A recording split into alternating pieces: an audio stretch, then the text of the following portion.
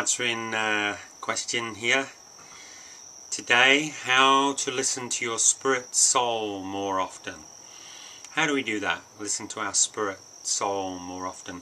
Often referred to as the still inner voice, or the small inner voice, or the silent voice within. So really it all boils down to practice and sensitivity.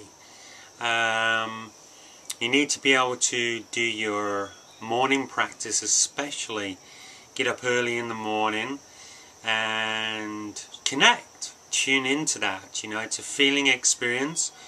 It's all about relationship. It's just like a relationship with your lover, and you need to be able to listen. You need to demonstrate sensitivity and awareness, and it's practice, practice, practice. The thing is, it is very natural for you to connect and tune into that voice within you.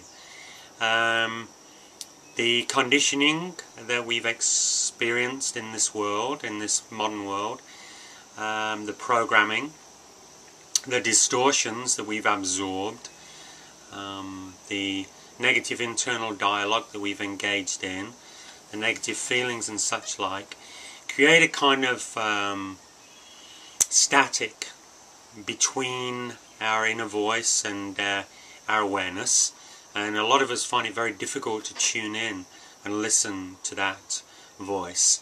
It's not always a verbal thing. It's more of a feeling, a sense of knowing. We could describe it as our intuition, our instinct, our gut feeling.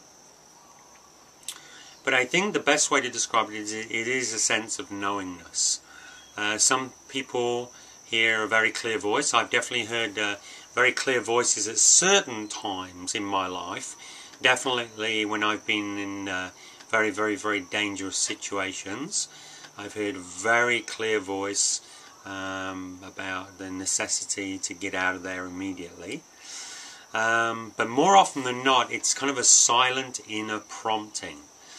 You have a certain sense and feeling of what's right and what's wrong, what's appropriate, what's inappropriate. But the inner prompting or the voice, it's within you. So the more time you spend going in, especially in the silence and in the stillness of the early morning hours, you can really tune into that and get aligned with, in communion with that feeling and that voice. Because that voice really is you.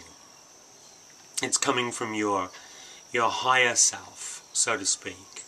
And most of us tend to be stuck in a lower self expression, which is the ego's domain, which is more concerned with survival and exists in a state of fear and separation from our true inner nature.